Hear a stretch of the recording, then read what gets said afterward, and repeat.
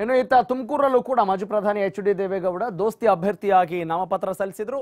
ಪತ್ನಿ ಚೆನ್ನಮ್ಮ ಆಗಮನದ ಬಳಿಕ ಜಿಲ್ಲಾಧಿಕಾರಿ ಕಚೇರಿಯಲ್ಲಿ ಎಚ್.ಡಿ. ಉಮೇದುವಾರಿಕೆ ಸಲ್ಲಿಸಿದ್ರು. ಇದೇ ವೇಳೆ ಶಾಸಕ ಗೋಪಾಲಯ್ಯ, ತೋಟಗಾರಿಕಾ ಸಚಿವ ಮನಗೂಳಿ ಸೇರಿದಂತೆ ಹಲವು ಜೆಡಿಎಸ್ ಮುಖಂಡರು ಸಾಥ್ ಕೊಟ್ಟರು.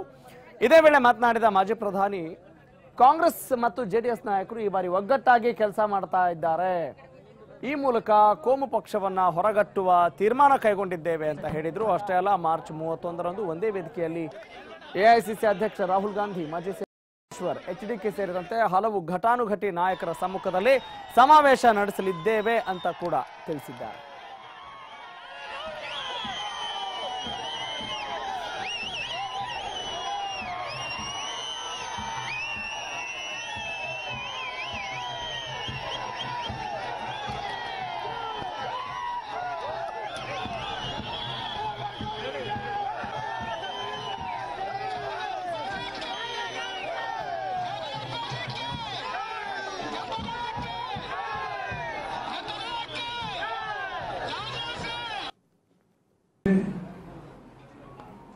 ರಾಜ್ಯದ ಹಿರಿಯ ಮುಖಂಡರು ಮೈತ್ರಿ ಸರ್ಕಾರದಲ್ಲಿ ಉಪಮುಖ್ಯಮಂತ್ರಿಗಳ ಯಾವುದೇ ಒಂದು ಅಸಹಕಾರ ತೋರಿದರೆ ಐಕ್ಯತೆಯಿಂದ ಒಮ್ಮತದಿಂದ ನಾವು ಹೋರಾಟ ಮಾಡುತ್ತೇವೆ ಅನ್ನೋ ಒಂದು ಸಂದರ್ಭವನ್ನು ನೀವೆಲ್ಲ ಗಮನಿಸಿದ್ದೇವೆ. ನಾನು ಬರುವುದು ಗಂಟೆ ಲೇಟ್ ಆಯಿತು. ಇಷ್ಟೊಂದು ಬೃಹತ್ ಪ್ರಮಾಣದಲ್ಲಿ ಸಭೆ ಸೇರಿ ಎರಡೂ ಪಕ್ಷದವರು ಬಹುಶಃ ಪ್ರತಿ ತಾಲೂಕಿನ ಏನು ಈ ಮಟ್ಟದಲ್ಲಿ ಕಾರ್ಯಕರ್ತರು ಬಂಧುಗಳು ಸೇರಿದ್ದಾರೆ. ಜೊತೆಗೆ ಹೊರಗಡೆಯಿಂದಲೂ ಕೆಲವು ಸ್ನೇಹಿತರು ಬಂದಿದ್ದಾರೆ. ಅವರು ಯಾರನ್ನು ಕರ್ಕೊಂಡು ಬಂದಿಲ್ಲ. ಹಾಸನದಿಂದ ಬಂದಿರ್ಬೋದು, ಇವತ್ತು ಚಿಕ್ಕಬಳ್ಳಾಪುರದಿಂದ ಬಂದಿರ್ಬೋದು, ಅಥವಾ ಚಿತ್ರದುರ್ಗ ಕಡೆಯಿಂದ ಕೆಲವು ಸ್ನೇಹಿತರು ಬಂದಿರ್ಬೋದು. ಆ ಒಂದು ಸ್ನೇಹಿತರು ಕಾರ್ಯಕರ್ತರು ಬಂಧುಗಳು ಸೇರಿದ್ದಾರೆ.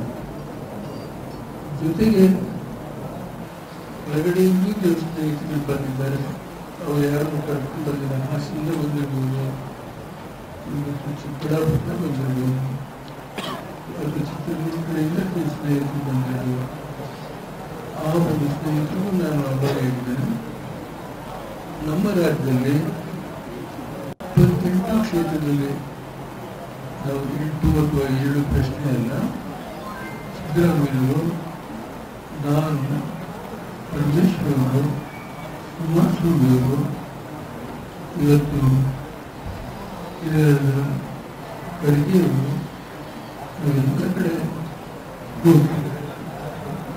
ಕೇವಲ ಜೆಡಿಎಸ್ಗೆ ಬಿಟ್ಟುಕೊಟ್ಟಂಥ ಕ್ಷೇತ್ರಗಳಿಗೆ ಮಾತ್ರ ಸೀಮಿತವಾಗಿರೋದ್ರಿಂದ ನಾನು ಪ್ರತಿಯೊಂದು ಕಡೆ ಹೋಗ್ತೇನೆ.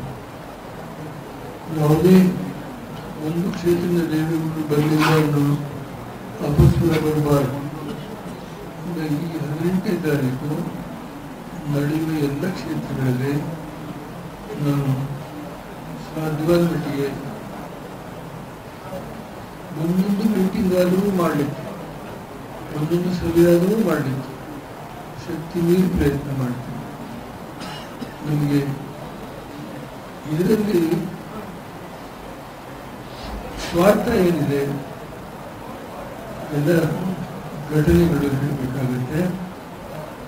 ಸೋನಿಯಾ ಗಾಂಧಿಯವರು, ರಾಹುಲ್ ಗಾಂಧಿಯವರು ನಮ್ಮಲ್ಲಿ ಕಳೆದ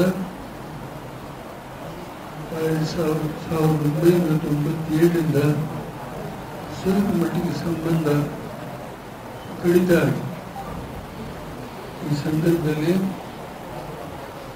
37 ಜನ ಇದ್ದಂಥ ಒಂದು ಪ್ರಾದೇಶಿಕ ಪಕ್ಷಕ್ಕೆ ಸೋನಿಯಾ ಗಾಂಧಿಯವರ ದೂರದೃಷ್ಟಿ, ರಾಹುಲ್ ಗಾಂಧಿಯವರ ದೂರದೃಷ್ಟಿಯನ್ನು ಗಮನದಲ್ಲಿಟ್ಟುಕೊಂಡು 2 ಹಿರಿಯ ಮುಖಂಡರನ್ನು ಬೆಂಗಳೂರಿಗೆ ಕಳಿಸಿದ್ರು.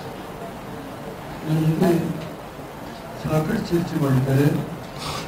ಅದಾದ ಮೇಲೆ ಏನು ನಮ್ಮ ಹಿರಿಯ ಮುಖಂಡರು ಉಪಮುಖ್ಯಮಂತ್ರಿಗಳನ್ನು ಪಕ್ಕದಲ್ಲೇ ಕೂತಿದ್ದಾರೆ. ಅವರೇ ಬಂದು ಖರ್ಗೆಯವರು ಇದ್ದರು, ಸಿದ್ದರಾಮಯ್ಯವರು ಇದ್ದರು. ಆ ಸಂದರ್ಭದಲ್ಲಿ ಎಲ್ಲ ಸಮ್ಮುಖದಲ್ಲಿ ಒಂದು ಅವರ ಆದೇಶಕ್ಕೆ ಕರೆಯುವಾಗ ಒಂದು ಸನ್ನಿವೇಶ ಬಂತು. ಬಹುಶಃ ನಮಗೆ ಅರ್ಥ ಮಾಡ್ತಿದ್ದಂತೆ ಒಂದು ಮೈತ್ರಿ ಸರ್ಕಾರದ ಮುಖ್ಯಮಂತ್ರಿ ಉಪಮುಖ್ಯಮಂತ್ರಿ ಸೇರಿ ಸರ್ಕಾರ ಮಾಡ್ತಕ್ಕಂಥ ಒಂದು ನಿರ್ಣಯ ಮಾಡಿದಾಗ ಇಡೀ ರಾಷ್ಟ್ರದ 6 ಮುಖ್ಯಮಂತ್ರಿಗಳು ಗಮನದಲ್ಲಿಟ್ಟುಕೊಂಡು 6 ಮುಖ್ಯಮಂತ್ರಿಗಳು ಮಾಯಾವತಿಗಳಿರ್ಬೋದು, ಶರದ್ ಪವಾರ್ ಇರ್ಬೋದು, ಮುಲಾಯಂ ಸಿಂಗ್ ಯಾದವ್ ಅಖಿಲೇಶ್ ಯಾದವ್ ಇರ್ಬೋದು, ಇವತ್ತು ಚಂದ್ರಬಾಬು ನಾಯ್ಡು ಇರ್ಬೋದು, ಹೀಗೆ ರಾಜ್ಯದ ಪ್ರಾದೇಶಿಕ ಪಾರ್ಟಿಗಳು 6 ಜನ ಮುಖ್ಯಮಂತ್ರಿಗಳು ಕಾಂಗ್ರೆಸ್ ಒಂದು ರಾಷ್ಟ್ರೀಯ ಪಕ್ಷ ಎಲ್ಲರೂ ಸೇರಿ ಆ ಸಭೆಗೆ ಅವತ್ತೇನು ಒಂದು ವಿಶೇಷವಾದಂಥ ಘಟನೆ ರಾಜಕೀಯ ದೇಶ ವಿದೇಶದಲ್ಲಿ ಕರ್ನಾಟಕದಿಂದಲೇ ಹೊಸ ರಾಜಕೀಯ ಬೆಳವಣಿಗೆ ಆಯ್ತು ಅನ್ನೋದನ್ನ